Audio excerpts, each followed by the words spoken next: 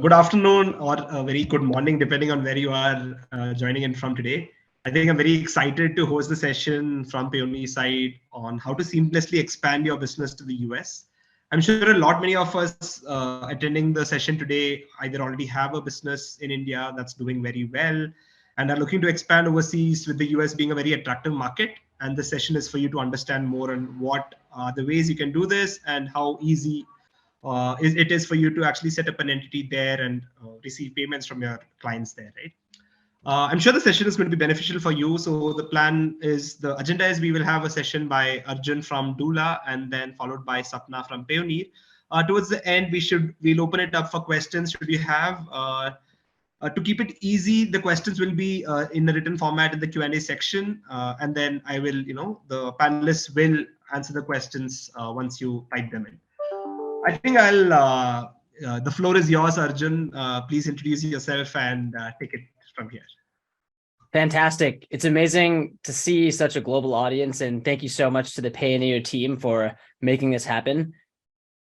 Yeah, just the energy from entrepreneurs globally is really exciting. That's what we see at Doola, but specifically from India, it's very inspiring. A little bit about myself and Doola. My family is actually originally from Chennai and moved to England, and then my family immigrated to US when I was 6 years old. And my parents actually immigrated to the US, as cheesy as it sounds, for the opportunity in America, American education, jobs in America, the cultural mixing pot that America presents. And in one word, American opportunity. And it is sort of funny how with Doola, what we're really providing is access to American opportunity by helping folks from anywhere in the world click a button and easily form a US entity, help spin up their financial stack, and then handle their IRS tax filings and compliance. We're going to dive a lot into that, but companies like Doola and companies like Payoneer who can really help you build your money stack and move money globally. It's powerful. It's really inspiring to see companies like Payoneer powering entrepreneurship globally too, and really excited to be here. So yeah, thank you so much for hosting, and excited to really dive in on some of the nitty gritty about forming companies and how to move money globally.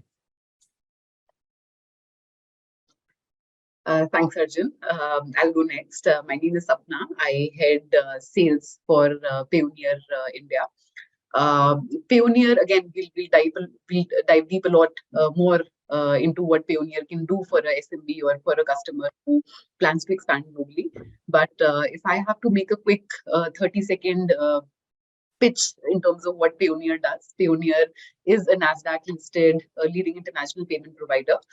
We help businesses who work globally or who export goods and services globally to collect funds from their B2B customers, marketplaces, along with checkout solutions in 10 plus currencies, which is a more efficient way of receiving payments as compared to wire transfers. Right? So if you're somebody who is looking to go global, any possible use case that you can have as a business, be it collecting funds, be it holding currencies, managing currencies, having a card, or making payouts across the globe, that is something that Payoneer excels in. Over to you, Arjun. Amazing. What I'm going to now do is share a couple slides that walk through how one can seamlessly from outside the US expand and launch a US entity. And through that process, I'm also going to share more about how Doola plays a role in that. And some of the top mistakes, or I won't even say mistakes, but some of the top things that people just simply aren't aware of when going through this process. After that, we'll pass it back over to Payoneer, where we'll do a dive in there. And then at the end, we'll save some time for Q&A too. I guess if there are questions, it looks like folks are chatting in Zoom, but please feel free to toss the questions in there. But I will share my screen now and going to run through a bit of slides and some context on specifically why we're all here, but how one can seamlessly expand your business to the US. Let's jump in. I explained a little bit about what Doola does, but in one picture on one slide, this is the world, or this is the scenario that founders globally face when they're looking to get a business off the ground. And the truth is, I put 10 boxes here, but there might as well be 100. I think there are well over 100 if you talk about the number of people and tools and conversations needed to actually get a business off the ground. The truth is that founders just have to cobble together solutions. And what we realized, especially for folks outside the US, especially in India, is that so much inertia mentally is spent on this as a roadblock, and you can't move ahead and actually launch your company. It's a lack of knowledge, it's a lack of time, it's a lot of stress, and it can be a lot of money. We saw this and thought, wait a second, what if we could build this business in a box? What if we could literally connect those dots and create a solution that not just forms a company, but helps you maintain it and grow it year over year? And for everything that we can't do in-house, work with best-in-class global partners like Payoneer and other companies to ensure that customers can truly satisfy every one of their needs as they grow their business. What we learned is that this problem and this solution has really resonated globally. We're blessed to be backed by some of the world's best investors, including Y Combinator, Hustle Fund, Nexus Venture Partners, which is actually based in Bangalore and San Francisco, the Y Combinator Continuity Fund, and more. But the most important thing is what we've been able to do for our customers. And what I actually want to do is start with a case study or example of a company that we've worked with from India. India is actually our most popular country outside of the US, and show you actually someone who's gone from 0 to 1 with Doola. The company is called Aurora RCM, and what they're using is AI technology for RCM management or revenue cost management. This company started from scratch with Doola. You can see some of the accolades that they've earned as well. And the truth is, anyone with a napkin idea, anyone with a side hustle, anyone with an idea can now confidently come to Doola, click a button, and form their company, form a Wyoming or Delaware LLC or C Corp, raise funds from US investors, sell to US customers, and have full confidence and peace of mind that Doola can take care of things on that side. We have customers from every continent except Antarctica. We're still looking for our first customer from Antarctica. But for everyone in India listening, if there's folks from other countries listening, even if there's folks in the US listening, I know it's 6:40 a.m., so I don't know how many people are up on the East Coast or on the West Coast. But the thing is, and this is the first thing I'll say, not many people realize that you can actually open a US company from outside of the US. And you might be thinking, what are some of the benefits or why open a US company? The US is one of the leading economies in the world, and one could argue it is the most lucrative consumer market in the world. For your business in this day and age too, having access to that market is crucial. If you've started a business abroad and you aren't selling to US customers, incredible. But by coming to the US and selling there, you can add additional revenue channels, build additional awareness for your business, and really build a global brand too. And those are some of the top reasons why folks decide to come to the US and decide to expand there. Specifically, let's jump into some of the top reasons we've heard. And I've personally worked with over 1,000 founders globally to help them set up a US entity. And I'm going to run through, you can see here some of the top benefits as to why Indian founders specifically should set up a US company. The very first thing I'll say actually before coming in here, and I'll actually touch on this, is a little trivia question for folks. Does anyone know what the best state to form an LLC is? Feel free to comment, but people get tripped up even on that before they should even start. But they think, okay, I want to start a company. What's the best state to form in?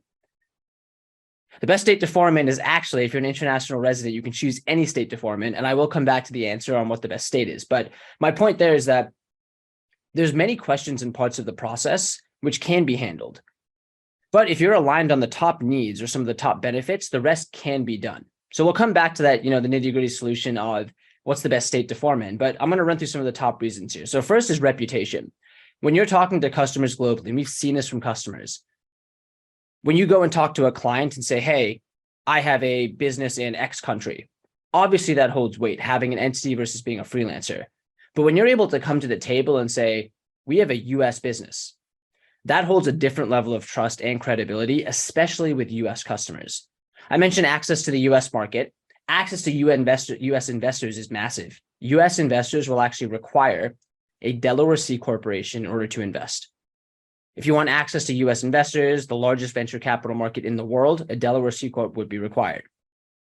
Some other benefits, the payment infrastructure in the United States, payment processing, less setup and maintenance than is actually required. And we're going to run through the process, tax benefits, and actually compliance, which can be done too.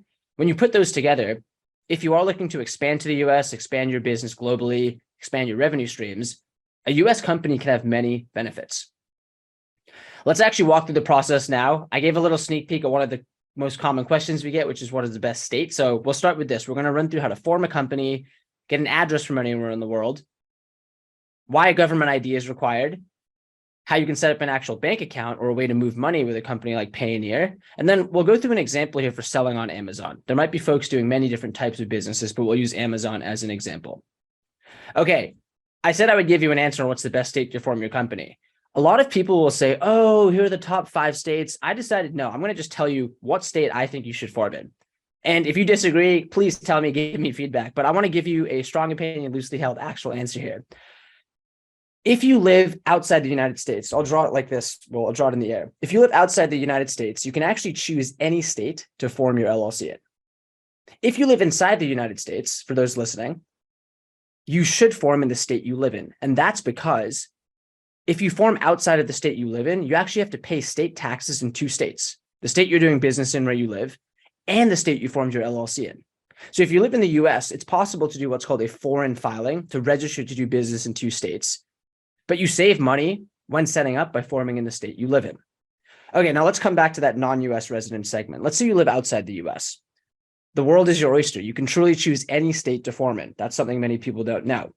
Okay, you're going to ask me what's the best state to form in. So I'm going to give you 2 answers, then I'll round it down to 1. The 2 most popular states are Delaware and Wyoming. Delaware is the most popular business state for formation in the US. There's actually been more entities formed in Delaware than the number of people who live in Delaware. I think that's wild. The top Fortune 500 companies, the majority are Delaware companies too. So many benefits there. However, don't sleep on Wyoming. Many people don't know that the first LLC was actually invented and created in Wyoming. The other big benefit is that Wyoming has very friendly e-commerce laws. They're very nimble when it comes to LLC legislation. If you're a blockchain company, they're very forward thinking there as well. And the big one, when you're starting a business, especially if you're a small and medium-sized business, is price. In Delaware, there's a $100 state fee and a yearly $60 fee to the state. In Delaware, there's a $300 fee to the state each year. So what I tell founders is, if you really want the prestige of having a Delaware entity and you think that will have an impact with your customer base, form in Delaware. But you are not taking a step down or a shabby choice at all with Wyoming. I would argue it's the most friendly digital state, or digital state in terms of legislation for e-commerce sellers internationally and folks with an online business. And you're saving $240 per year in state fees. When you're starting a business, every dollar does matter. So that's my answer there. Delaware or Wyoming. If you really want me to say an answer, I'll say Wyoming, but I hope that's helpful. And now you can tell your friends if they ask you, hey, here's why Wyoming is maybe the best state to form in if you live outside the US. Step 2, you formed your company with or without Doola. You've either gone through the state's website or with Doola, click button, boom, we've helped you take care of that. The next thing is you're going to need a US address. You live outside the US, and even if you have a friend or a cousin or a family member in the US, I don't recommend you use that address. Do you really want that address on the public record, on the state's record? Do you really want customer mail and important IRS notices going there? Or you could have a purely virtual address where mail is sent and scanned and uploaded, where you can access it from anywhere in the world. It separates personal from business, and it also gives you the ability to, again, access this mail from anywhere at your fingertips, from your phone, from your iPad, from your Android device, iPhone, whatever it might be. I heard Tesla's making a phone of sorts. So whatever phone it might be, you can access your documents from there. So with Doola, we can actually help you set up that virtual address. And a big thing I'm going to stress is the importance of separating personal from business. Why? When you set up your entity, you can get a business bank account, you can get a business address, you can get a business phone number. And not only does that add a level of professionalism, but think about your customers. It allows you to separate those 2 things. And trust me, even when things start rosy, there's going to be cases where customers are upset. Do you really want them on your personal device, or do you want a dedicated mailbox, phone line, company address, etc., where you can handle those queries or queries? Set up your entity, you've gotten an address. Now, the next step is what's called getting a US EIN, or tax identification number, so you can set up your financial payment stack. In order to do this, you will need a government ID to actually apply for a bank account. Now, on the left here, you'll see a form, which is called Form SS4. And this is how crazy the US tax code is and the IRS is. SS4 is an acronym for an acronym, which is EIN. And EIN stands for Employee Identification Number.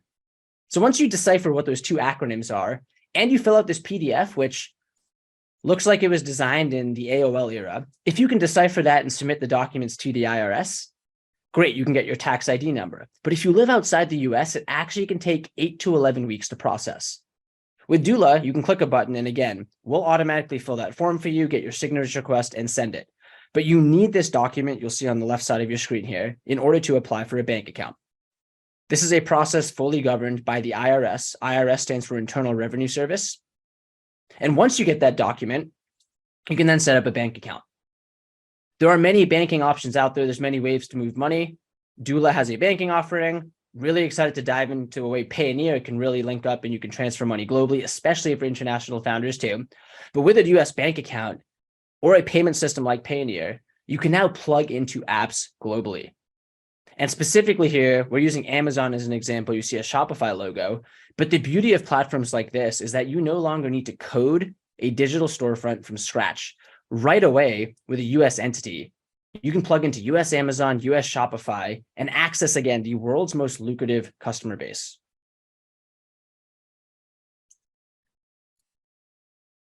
In terms of timing, now you might be thinking, great, how long does this take?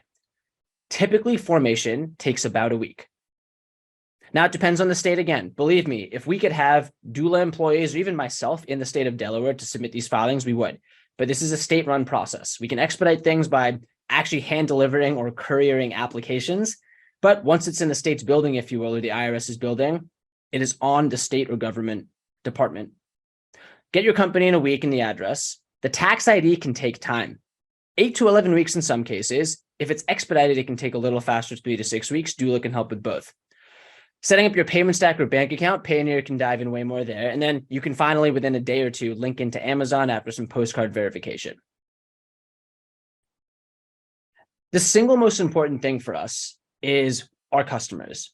And the beauty of this business and why every single day I'm so inspired to learn from the stories of founders and to see what they're building is we are seeing people take a dream idea and turn it into their dream business. And the fact that we get to play a tiny role in that means the world.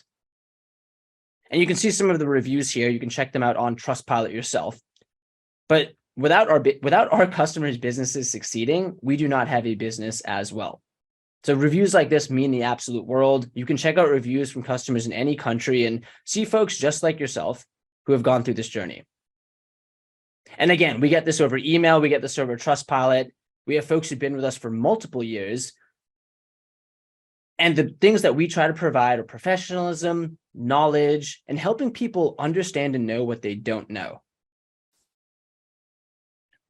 Great. Now, just to wrap things up here, for everyone listening, and I can share a link at the end, we would love to provide just a little bit of free value to folks who are here.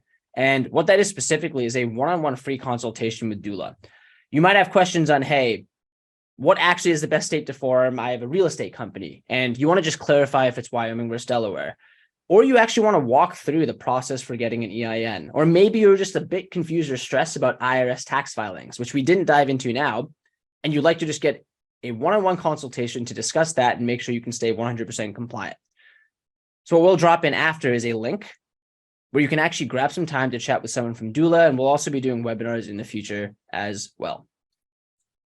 Awesome. So we'll save time for Q&A at the end, but with that, pass it over to Payoneer and let's dive into hearing how, understatement I know, but how you can not only just move money globally, but do some other incredible things with a company like Payoneer. Thanks, Arjun. Go ahead, Sapna. Thank you so much for that very insightful session, Arjun. I would like, I'm sure the audience has taken away a lot of learnings from this. And now I would like Sapna to go ahead with her presentation.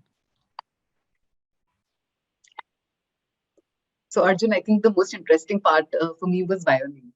While a lot of people, I see most of the businesses which get incorporated in US, most of them end up going for Delaware for some reason. But Wyoming was good to know information. Hey, you know the fun fact too, so tell your friends, don't sleep on Wyoming, but that'll be a fun debate. Well, maybe we'll tweet that later. We'll do a little fun fact. I'm sure the picture changed their mind. Great. So I think what Arjun rightly covered, one of the main motivations behind businesses, and we speak to founders, we speak to SMEs day in day out, specifically exporters of goods and services who are doing a lot of business outside of India, typically specifically in the US. So one of the main motivations for setting up an entity outside of India from a payment perspective is the ability to collect funds more efficiently from B2B customers in the US, and to be able to hold dollars, or to be able to hold funds.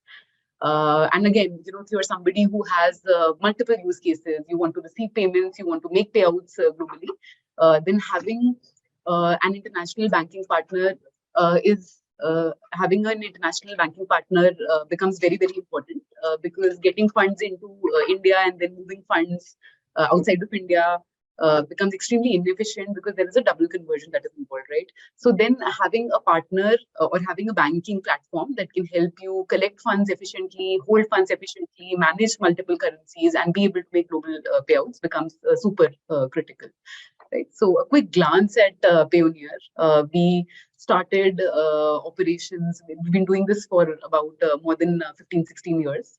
We are a NASDAQ listed company in the US.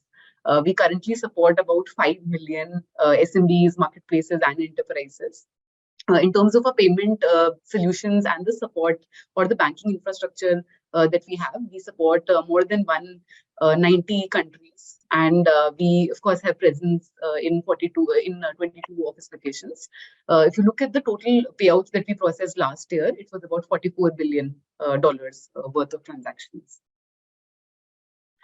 Now, to put it very simply, a business can primarily have two use cases. One is to get paid. It could be getting paid from their customers. It could be getting paid from their vendors. It could be getting paid from their B2B partners. And the second use case could be to make payouts, right? Again, to, let's say, any kind of consultant, any kind of agent. Maybe salaries need to be disbursed globally for a global business. These are broadly the two use cases that a business might have. And Payoneer is a 360-degree platform where we cover all possible use cases that a business has while enabling global payments, right? So let's deep dive a little into the get paid part. Now, as a business in India, you might say that, hey, I have customers in the US, but they payments for me usually is not a problem, because I have a bank account in India, and a wire is the generally acceptable way of receiving funds across the countries, right? But wire transfers, and again, I'm sure the audience that we have today is already somebody who's been doing this for a period of time, and I think all of us broadly understand the problems which come with wire transfers. So, for your customer in the US, he has to incur some kind of wire fee to be able to remit those funds from USD into your Indian bank account. That's one. Second, customer support can be a nightmare. We've heard a lot of stories where transactions have been made by customers in the US, but the transactions take a lot of time before they can be traced. And again, customer service becomes a very, very painful journey, because there are multiple banking infrastructures involved, right? So there is a possibility that the bank which is remitting funds from the US might have a correspondent or an intermediary bank in the middle, right? Which is why sometimes transactions take a lot of time, and then tracking those transactions can become very, very painful. And then, of course, there is a FX play to it, right? Where when this money gets converted into India, there is some kind of charge that you have to pay bank for giving these kind of FX services. And while I would say that we also have great banking in India, right? So Arjun pointed out that US banking is one of the best in the world. Well, India is not very far behind. We have some of the best fintechs and banks in India. But I would say that the level of service, or the efficiency in terms of commercials that you get from banks in India, frankly depends on how big or small you are, right? So if you're somebody who's doing millions of dollars through a bank in India, maybe you get extremely competitive rates, maybe you have a dedicated account manager. But if you're an SMB, right, if you're anywhere between, let's say, between 20K to maybe 150K per month in terms of your FX receivables, banks usually don't end up giving you a very good rate, or the kind of customer service that your business might need, specifically when you are only looking at cross-border remittance, right? So coming back to the getting paid part, once you set up an entity outside of India, Payoneer is able to give you local receiving accounts, not just in the US, but in 10 plus currencies. So it's like, and again, it's a matter of prestige, like Arjun rightly said, that you can actually now go to your customers in the US and say that, hey, I have a local bank account in the US. Similarly, in a total of 10 more currencies, right? So if you have collections from Canada, if you have collections from Australia, you have collections from Japan, Singapore, even Dubai. You can simply go and tell your customers that instead of doing a wire transfer, I have a local bank account in your country or your currency. So then for you, it is just a matter of making a local domestic transfer. So this is the first product offering that we have. The second product offering that we have is merchant services. For businesses who specifically have a play where they have B2C customers or customers who come on their web stores and they're taking certain products or services, we also have a payment gateway or a merchant checkout offering. The third offering that we have is something called billing services, which is simply a payment request. So sitting in India, while a bank might still be able to service wire transfers for you, but having the ability, and again, US is a very credit card first market, right? So most of the businesses in the US prefer paying through credit cards versus making bank transfers, specifically when they're dealing with businesses outside of the US, because there's a bit of a trust deficit. So BLS is again one product which is of a lot of utility to the founders and the SMBs that we interact with, in which from a single dashboard, you can simply, with a click of a button, put in the email ID of your customer. An email kind of pops up where he will be able to see the invoice and the payment for which you have invoiced him. And there'll be an option where he can simply click and make a payment to you through either a debit card and a credit card. And we support all major payment networks, including Amex, Diner, and so on. MasterCard, Visa, of course. Right. So all of the getting paid use cases get covered through a single powerful tool and a very easy to use dashboard. Now, once you have collected funds, like I said, that within India, while we always have the option of having a domestic account and a linked EEFC account, but EEFC account again has its challenges that you can't hold funds beyond 45 days. Right, and the EFC account depending on what kind of bank you have. Do you have one of the international banks, or do you have a domestic bank which might not be very strong in forex? They also don't support all currencies in terms of EFC accounts, right? So with that in mind, having a US entity and then having coupling that with a Payoneer account, you're able to hold funds indefinitely. That's one. Second, you're able to hold funds in those respective currencies. You don't have the need to convert everything immediately into INR or into dollar. That's two. And third is that you can toggle between currencies very, very easily, right? So you can convert your USD into, let's say, Canadian dollars in case you want to make a payout, or you can hold currency as it is indefinitely. We also have working capital for some specific use cases. So as a business, and again, SMBs typically, this is where we need, they need a lot of help, right? They need working capital. That's also something that we provide. Plus, Payoneer also supports you with an extremely strong partner ecosystem, right? So for example, the associations that we have with entities which can help you incorporate an overseas entity. So that could be one.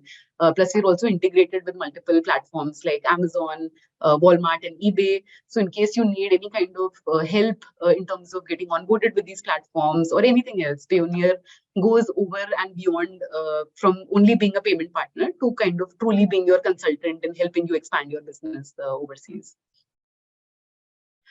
Coming to payout, so once you have funds into your Payoneer account, of course, there is a use case to either withdraw this fund or bring funds back into India, which would be local, which would be withdrawal to bank. You always have the option, once you have your funds in your Payoneer account, you can always move your funds back to India on demand.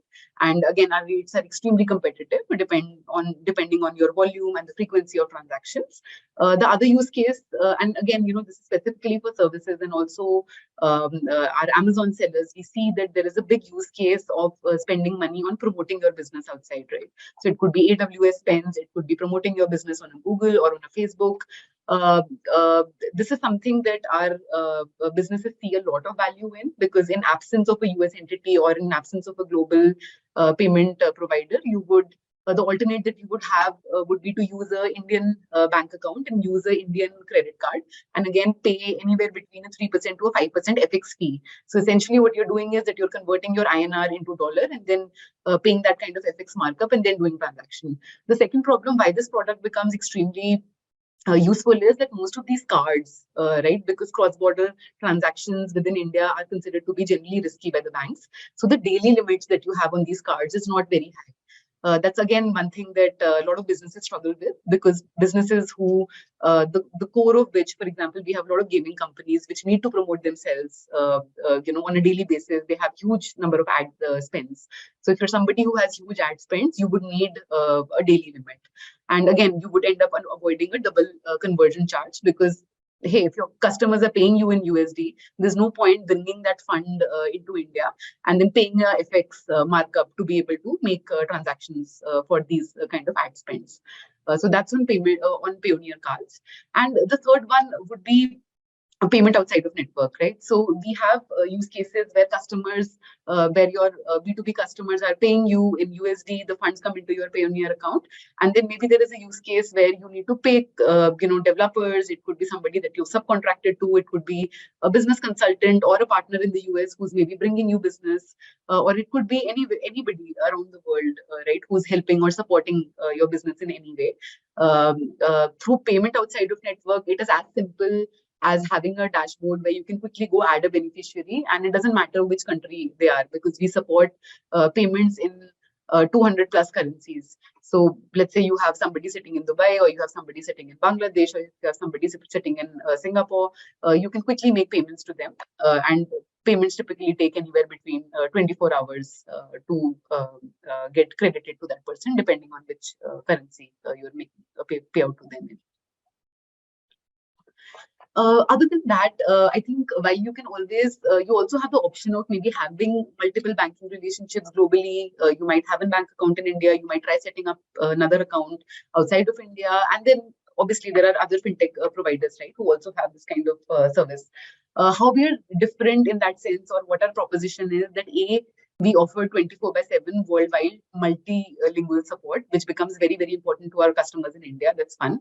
We have a physical team in India, right? So you're not talking to a bot all the time. You have, and again, in India, we are extremely, this is something that we're very sensitive to, right? So we believe in India, people are sensitive towards price and people are sensitive towards a good customer service. We have a dedicated customer management teams. We have dedicated account managers who are available to service you. So essentially what Payoneer is giving you is an international banking experience right out of India, with the customer service or a person to talk to from India. Again, this is the slide that we love to present. These are some of the brands that we work with globally. So specific to people in India, Walmart, if you're somebody who's selling on Amazon Global, if you're somebody who's selling on Walmart, eBay, you probably already have a Payoneer account.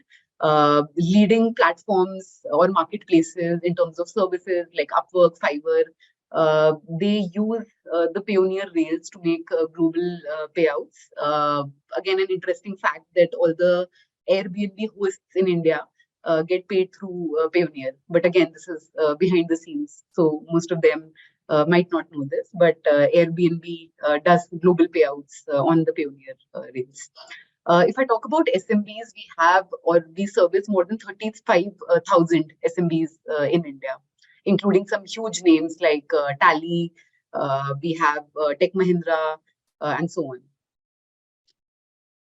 Okay, so this is the B2B solution in detail. I mean, I did cover it earlier, so this again is to kind of help you visualize it better. Like we said, that in terms of collection, two broad products. One is that you get a local receiving account through which a customer can make a bank transfer to you directly, and the other one is a payment request through which you can collect funds using credit cards. Again, a visual representation on how you get issued 10 different virtual accounts in different currencies, which you can simply share with your customer. And these virtual accounts also support ACH. So if you look at different countries, right? So different countries, similar to maybe a NEFT or an IMPS or an RTGS within India, every country will have their own local preferred methods through which customers would like to make the payments, right? So for For example, in the US, it's e-check, it's ACH. That is what you'll hear your customers say that, hey, can we make a payment to you through ACH, right? So similarly, in Canada, in Australia, you have something called EFT. There is a different mechanism in UK and in Europe. And Payoneer, the advantage of having these kind of accounts is that Payoneer helps or gives the convenience to your customer to make a payment in their locally preferred manner. Now, this part, again, is super relevant to India. There is something called FIRC. Anytime as a business, if you're receiving B2B payments within India, and this is again a part that we see a lot of our customers struggle with, specifically with banks, right? So anytime you're getting remittances into India, this is a compliance document that you need to have from either your banking partner or your fintech partner who is converting dollars into INR for you. The struggle or the challenge that we see here is that while there are some banks who have been now able to digitize this particular document, but still in a lot of cases, we see our customers struggle where they have to physically go to a bank to ask for this particular document, or the FIRCs get delayed and they have to keep chasing banks for this particular document. And how Payoneer has solved this problem is that we don't wait for you to come to us and for us to issue this document to you. There is a simple to use intuitive dashboard where this document is auto-populated. So the moment you receive any B2B payment from outside of India and you withdraw it into your Indian current account, this document gets uploaded within 7 days on the dashboard. So it's all of your FIRCs, all of your compliance documents. You don't have to run behind banks. Your CA will not be running after you. Again, a single simple to use dashboard, a compliant dashboard, which gives you all of these documents in one. That's it. I'll keep it brief, and I would want to have some Q&As and understand if there are any specific areas that you would want us to expand. I'll take a pause here. Abhishek, over to you. Thanks so much for that, Sapna. I think we have a lot of interest from the audience. There are a lot of questions for both you and Arjun. We got a lot of questions. I think I'll start with the first one, which is from Yogesh. Stripe charges about 5.5% from me to receive payments from USA. If I form a company from you, I guess that's for you, Arjun. Do you give me a payment link from which I receive payment with a lesser fee? Great question. To summarize the question in other contexts, or the way we've also heard this, is there are different payment processing fees from different payment processing platforms across the world. If you have a US payment processing system, are there less fees, more fees? Are there any benefits? This depends. If you are using Stripe, and massive fan of Stripe, we actually personally use Stripe for Doola as a business too. The processing fees, or the percentage they take, does differ based on the country you're in and the Stripe account or Stripe country that you're set up in. In the US specifically, you can check online at stripe.com and see if the payment rates in the US are less than or more than your country.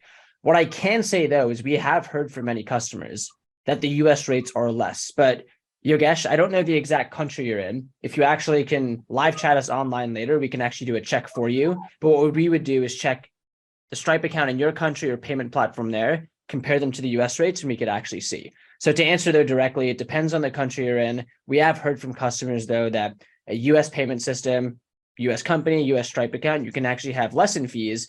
And even if, let's use an example, instead of 5.5%, let's say you're able to get that down to 2.5%. That 3% might not sound like much, but for every $100, that's $3 extra. And a business starts with 100. Next thing you know, it's 100,000, and that money really starts to add up. So, every penny does matter when you're growing a business. So that's a fantastic question, Yogesh. So I'll also add to that. So Yogesh, the reason why Stripe, and I'm assuming that you are currently based out of India and your entity is incorporated in India, right? So this charge would be a combination of the credit card. I'm assuming here, since the fee is quite high, there's a credit card component to it. Plus, there would be a conversion component to it, right? Because the dollars are getting converted into INR, right?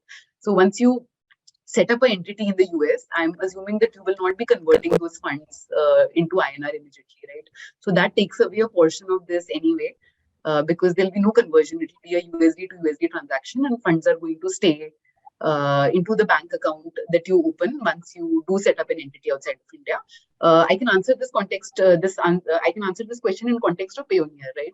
So we are most we are more cost efficient as compared to some of our competition. I would not want to call out Stripe in particular, but if you look at some other leading fintechs, which can turn out to be very expensive because there is a markup on the card, plus there is a markup in terms of conversion, right? So that is one place where we can be very, very efficient. If you have an entity outside of India, you can look at maybe a 30 to 40% reduction in this particular rate with Payoneer at least. Great. I think moving on to the next question from Joseph. This is Payoneer supported in Africa? Yes. So we have about within Africa, which particular currency we could have answered this in a detailed manner, but we do support 200 plus currencies. And in case it is a slightly exotic currency or a slightly smaller currency that Payoneer doesn't support, then we also give the option of a wire, which is an international standard, right? So for some of the smaller currencies, we give USD wire as a mode of collection. And the 10 large currencies that we have do not do not include currencies in Africa, but from a payout perspective, we might be supporting a couple of currencies in Africa. Thanks for that, Sapna. I think moving on to the next one. This is from Mohammed Tariq. I already have a Payoneer account. Once I receive any amount from the projects we have, it gets directly credited to my bank account, but I want to do some partial payment to tech or freelancer from the received amount. How is this possible? So currently, while we in this webinar, we spoke about our global offering, right? Where you can receive funds, you can hold funds into your Payoneer wallet indefinitely. And from there, you can also make payouts. Now, in your case, I'm assuming that you only have an Indian entity today. Now, with only an Indian entity, we are regulated by RBI. And if you recall, I had also spoken about the EFC account, where Indian banks are also not allowed to hold funds for more than 45 days in case you have a EFC account. Payoneer operates under the OPGSP guideline under RBI in India. Under which we are not allowed to hold funds. So the reason why this is happening is that the moment Payoneer collects funds for you from, let's say, the US, we have to, as per compliance, immediately credit it into your current account or whatever your linked withdrawal account is. Since we're unable to hold funds, we will not be able to give this feature to you. But again, the moment you set up a US entity, this problem gets solved. Because once you set up a US entity, you will be able to hold funds through Payoneer, and then you can make payments, partial payments to your tech or freelancers across the world. So setting up a US entity is the answer to this particular problem. Great. Thanks for that, Sapna. I think the next one's for you again as well. This is from Joseph. His question is it possible in one account on Payoneer to connect 3 different bank accounts? Joseph, technically no, because your withdrawal account, right? So when you withdraw money to a particular account, that is a single account that has to come into your an account whose ownership is in your name. So if you have an entity, if you're a freelancer, that account has to be in your name. Or if you have a company, right? So it has to be the current account and the name has to match with the company which is, onboarded with us. But you have another option of make a payment through which, and again, the precursor to this would be setting up an entity outside of India, because like I said earlier, that in India, you can't hold funds. So since you can't hold funds, there will be a single withdrawal account where Payoneer would be auto pushing money. But the moment you set up an entity outside of India, you'll be able to hold funds. And from there, you can make a payment to these 2 separate accounts apart from your withdrawal as well. So in short, the answer is yes, but the precursor to this is setting up a US entity. Thanks for that, Sapna. I think the next question is from Lipika. Her question is, I'm in the service line, mainly intellectual property in India, handling global clients. My query is that if I want to expand business in the form of receiving outsourced work from legal firms in the US, can you provide any help? If my clients from the US increase, then do I have to open a bank account in the US through you? I'm not sure this is for. Is the question clear, Sapna and Arjun? This is you can check the question. I think this is from Lipika. It's a long question. I understand.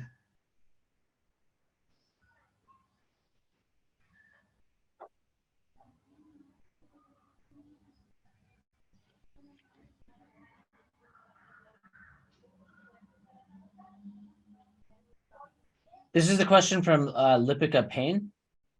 Yes.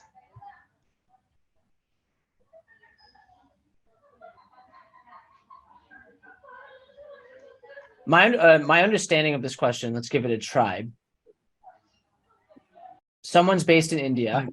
They want to receive outsourced work from legal firms in the US. So it sounds like in this case, they actually want to work with a customer, in this case, a legal firm in the US. Can you provide help?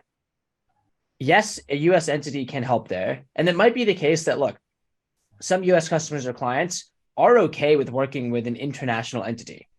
Right? You technically don't need a US business to do business with a US customer, but many US clients will actually require or feel way more comfortable that this is a US entity with a US tax number. And oftentimes, to invoice or receive payments, you actually need to do a bank wire. A customer or a client won't want to do an international wire. So in that case, a bank account, or let's say a company, US tax number, and then a solution like Doola or Payoneer or a combination of both can help. And yes, if your clients in the US increases, you technically don't have to open a bank account, but again, that can be a massive sign of trust or social proof or an easier way for you to actually receive income or receive funds from the client. So I hope that answered the question there.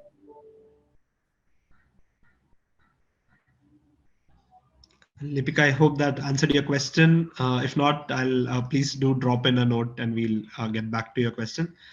Next, we have Dibyendu, and his question is: we are into online retail and cross-border e-commerce. We have incorporated in Singapore, Dubai, and are looking forward to incorporate in the US soon.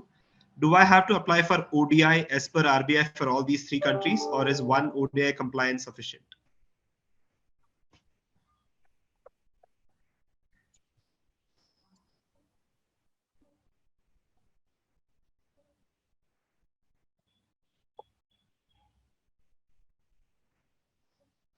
This is I'm just trying to Dibyendu find the Ganguly. question.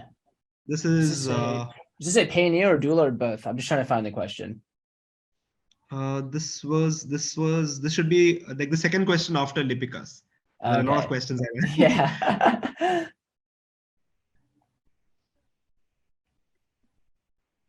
Okay. Well, let me add a bit of color here. Sorry. Let me add a little bit of color here. We have learned a bit about RBI regulations as we have many customers in India. Off the top of my head, I'm not sure exactly if you have to apply for this. What we can do though is at Doola, and happy to help here, we do have folks on our team who have tax expertise in India. So what we can do is, again, if you message us online, we can actually check in with our tax specialist in India and answer that question from that perspective and see if there's any US impact too. But one thing I want to highlight about this question and why it's great, this is the complexity founders face when they're getting a business off the ground from international places. You have to not only understand and be comfortable with US regulation, which is why folks trust Doola, but you need to make sure you're setting things up properly in your home country. So what I always recommend is talk to a professional. Talk to a professional like Payoneer, talk to a professional like Doola who's worked with thousands, tens of thousands of customers, but also talk to a professional in your home country as well. Great. Thanks for that, Arjun. I think the next one's for you again. What's your opinion on Colorado, where LLC fees is just $1 and annual cost is $10? Great question. Question was my opinion on Colorado LLCs, where the state fees are rather low. I think $1 and then $10 annually.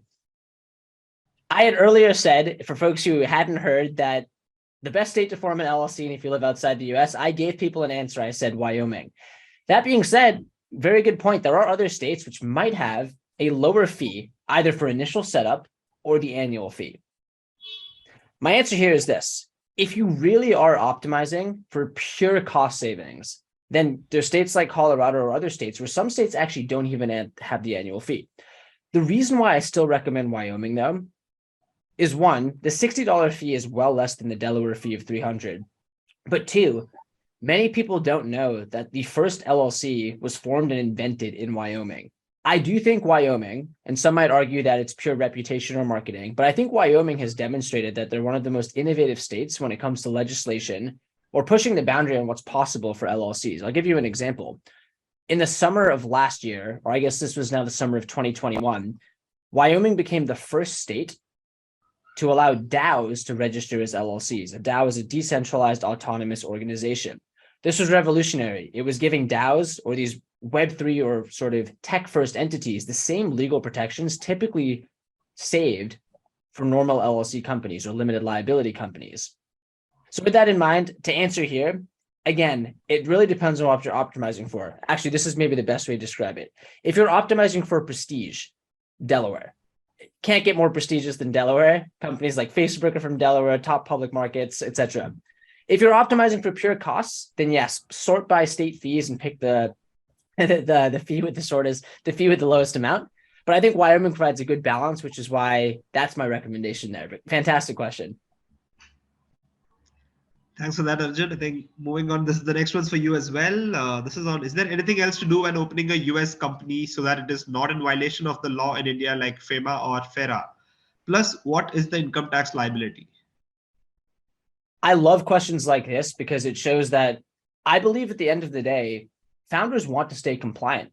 Everyone wants to look for a shortcut or a way to potentially, I won't even say avoid paying taxes, but minimize. And it's really great to see questions like this because people want to get set up right, and they should. You do not want to be facing heavy fines in the future or staying out of compliance with the IRS. To recap the question here, what do you have to do to make sure that your US entity is set up to be fully compliant? And are there any other registrations or filings you have to do in the US regarding income tax liability? The crash course quick answer here is, in order to stay compliant in the URS, there's actually 3 things you need to do. You need to have your books in order. Books meaning understanding the cash inflows and outflows of your business. Number 2, you need to stay compliant with the state. In any state in the US, there's going to be a filing required. In Delaware, that's called the annual franchise fee. In Wyoming, that's called the annual report. That filing is required year over year to stay compliant. If that filing is not submitted, your company is at risk for immediate dissolution with the state, which means it's shut down. The third one, and this is the big one, this is the one that folks get most scared about, is the IRS, the Internal Revenue Service. If you are, for example, a single member LLC, so a one-person business or one-person owner, outside the US forming a US business, there's a form called Form 5472, which must be filed with the IRS. If this form is filed incorrectly or late, there's actually a fine of up to $25,000 which can be applied. That is a mind-boggling amount of money. And all it is an informational filing. But this is where it's very important to understand, submit those filings, the state filing, the IRS filing, have your books in order. And while all of that is possible on your own, companies like ourselves, we have total compliance packages to help with those things for an affordable rate.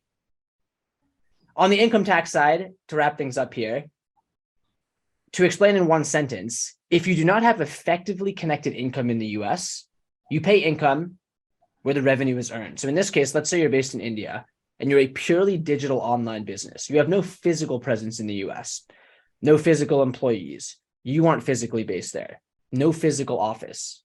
In that case, because your business is online, it's digital, the revenue is being earned in India. So you would pay income tax in India. And in the US, you would pay, or you would submit that informational filing to the IRS. I hope that answers things. Taxes can be complex. And I strongly recommend folks, please take advantage of that consultation with Doola, with your local tax CPA, with any other CPA, but really talk to a professional and make sure you feel at peace of mind, you've read content that you can trust, or talk to a person you can trust before taking the plunge, if you will, and setting up your entity, because a lot of these decisions are irreversible, and it's very important that you get it right from day one. Thanks for the detailed explanation, Arjun. I think moving on to Ujjwal, has got a simple question of what is the tax benefit of opening a US business? What are the tax benefits of opening a US business? First thing I would say is, even before getting to tax benefits, which maybe are cost savings, I always like to think about the value you can add. Saving money is great, but instead of thinking about how to save a few $1,000s, how can you make several million? That's a way bigger impact to ROI in the business. So first thing, and I've said this over and over again, but I see this every day, having a US company opens up doors that wouldn't have been possible before in terms of trust from customers who wouldn't have worked with you before, access to that US consumer market. Those are the types of doors which can really expand the ceiling of your business. But I will answer the question directly. What are tax benefits of opening a US entity? Well, the first thing is, if you do not have a business entity, you can now have business expenses. So let's say you're traveling for work. Let's say you're buying software for work. Instead of having those be personal expenses, they're now business expenses. And if your business operates at a loss in that year, in the US, for example, then you wouldn't be paying taxes on the loss specifically. You would pay taxes if you had a profit or you're making revenue. But in this case, for example, if you formed a corporation, there is no corporate tax there if you're at a loss. Second thing I would say is in terms of the benefits, this isn't exactly a tax benefit, but this was a great question that came up earlier. There are benefits to using a US payment stack. There maybe are other countries or other tools which charge higher rates. But again, using tools and software through the Payoneer product suite, using tools and software through Doola, you're able to potentially get better rates. And the example I used earlier, let's say you're doing a 5% fee versus a 2% fee through your US entity. That's 3% on every dollar, which is 3 cents if you're making $1 in revenue. That's $3 if you're doing 100. If you're doing 1,000, that's 30. Keep doing the math. That can very quickly grow as your business grows too. Great. Thanks for that, Arjun. I think going for the next question. This is from Hemant. Can the US account receive check payments? I believe that would be for Sapna specifically. So Hemant, sorry, am I audible? Yes. So Hemant, we don't support. So these are essentially virtual accounts, right, in USD. So all bank transfers or digital transfers are supported. So for example, e-check, which is ACH, is supported. But if the question was, can a physical check be accepted as a mode of collection, then the answer is no. But all other modes, so debit card, credit card, ACH, and direct bank transfers are supported. Thanks, Sapna. Arjun and Sapna, would you have 5 more minutes? Should we extend it? I know we've reached 6 o'clock. Can we extend this? We have a few more questions. Let's do it. I'm happy to extend. Sure. Thanks for that. The next one's from Niyati on how is Payoneer different from Mercury bank account or Stripe? So the differences would be in terms of being more competitive in terms of pricing. That's one. And second, in terms of I think a big difference, and specifically, I mean, I'm specifically talking about companies which are in India, right? So, like I said, that customer support, not talking to a bot, speaking to an individual or an account manager who can kind of help you navigate, because cross-border payments can get extremely complex, right? The risk matrices around specifically B2B payments and large payments can get very complicated, right? So you need somebody to help you understand transactions. You need somebody to help you navigate those scenarios where your transaction gets stuck, right? Or there are more documentations required in terms of risk compliances, etc., etc. So I think the main differentiator would be I would say cost, and second would be getting the level of service that you need for a payment partner who is handling a bulk of your critical payments. Thanks, Sapna. I think the next couple of questions for you as well. Does the Payoneer FIRC advice, does it meet Indian government compliance? This is from Mohammed Rahis. Yeah. Yes. So what is an FIRC? A FIRC or a FIRA is simply an advice which whoever is converting your dollars or your foreign exchange to INR is supposed to issue to you, and it helps your chartered accountant or it helps your bank reconcile those payments. The FIRC that we offer is at par with what a bank would give you. So the answer is yes. Similarly, I think the next question is also around FIRC. Again, like I said, that FIRC is needed every time there is a conversion happening, right, of FX or any outside of India currency into INR. So yes, FIRC is required for all inward payments. Great. I think the next one's for both of you, and this is more in terms of will Doola or Payoneer help me if I'm in the IT services type of business, or is this only for e-commerce? I can jump in first. One of the coolest things we see, and the question was, can Doola or Payoneer help with any type of business or just e-commerce? The types of businesses that people are working on is jaw-dropping. E-commerce is booming right now. One could argue that, and not argue, one is seeing the global pandemic led to a spike in US business formation in e-commerce that's never been seen before. And what happened there was that we used to live in a world where digital or e-commerce was optional. You could have brick and mortar storefronts and people could come. But when the pandemic happened, it went from optional to default. That was the new way. And overnight, that transition happened. What that meant is that e-commerce businesses and the tooling and software, whether it's companies like Webflow to build websites, or Shopify, or Stripe or Square to process payments, Payoneers of the world, the doulas, have made it easier than ever to remotely and digitally set up a business. What that means is that e-commerce is definitely a massive bucket, but the types of businesses we work with specifically, software as a service businesses. You could be an indie hacker or a venture-backed business. Financial services, marketing services or consultancies or agencies, freelancing, influencers, people on YouTube, people on TikTok, OnlyFans, whatever it might be, folks who are building their own brand, their personal brand, etc., and looking to monetize that way. And that's really inspiring because end of day, in this day and age, an individual is a business. There's folks, look at Mr. Beast, look at his reach. He's a business on his own and he has a business underneath his business. But in this day and age, again, it doesn't matter whether you're raising venture capital, bootstrapping a business, or just building your personal brand. Doola can definitely help with any of those types of entities. Got it. So adding that, even from a Payoneer perspective, right? Like our IT or let's say our services side of the business is almost as big as our commerce side of the business. Within IT services, the largest use case that we have today are mobile developers, app developers, SEO, digital marketing, IT consulting, SaaS. We support gaming, ad tech, B2B travel, and so on, right?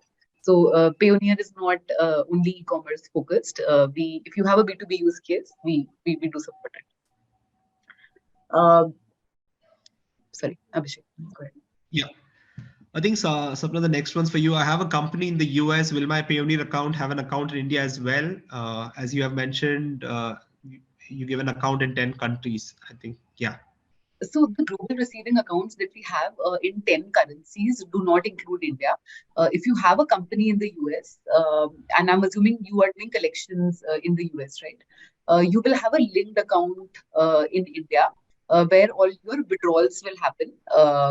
So essentially you have local receiving accounts in 10 plus currencies, which does not include India because India is not globally, India is not a country where a lot of outward remittance happens.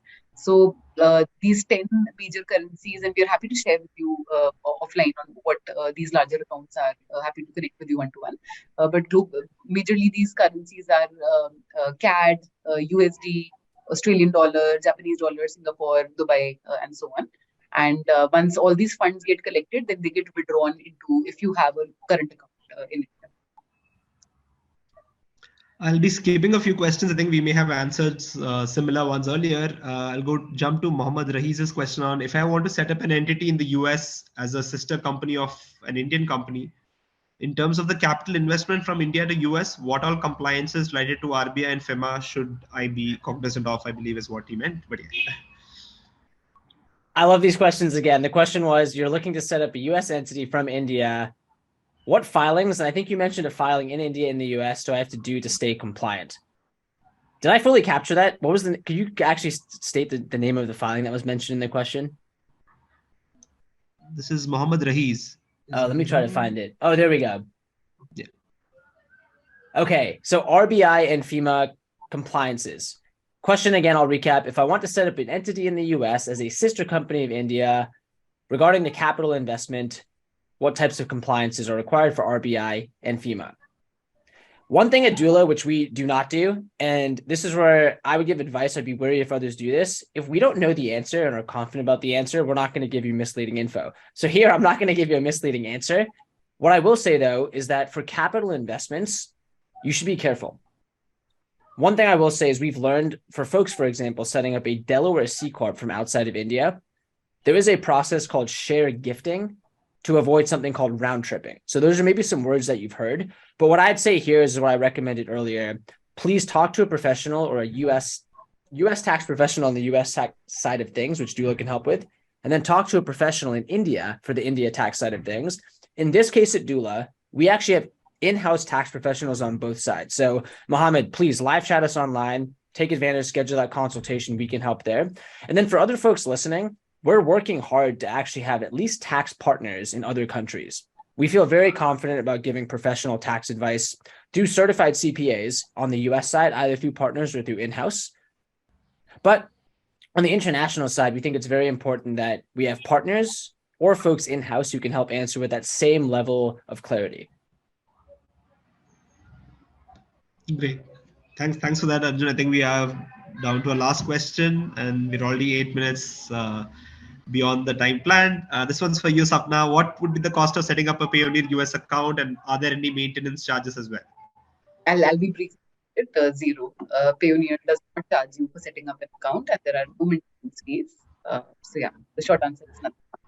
Don't pay. That's incredible. I think thanks once again. Thanks, Arjun and Sapna, for giving an extra time. I think we've 9 minutes beyond the time allotted. And thanks all the attendees for staying around. Even though we went beyond 6, I think it was very insightful and very useful for all of us. And it was great having you all today for this webinar. And hope you have a great rest of the day. Thank you so much. Thanks, everybody. Thanks, Arjun. Yes, thank you so much, Payoneer. Thank you so much, founders globally. Most inspiring thing, and excited to see y'all get your businesses set up with Doola and plug into the amazing things Payoneer has too, and grow a big business. Great. Thanks, everyone.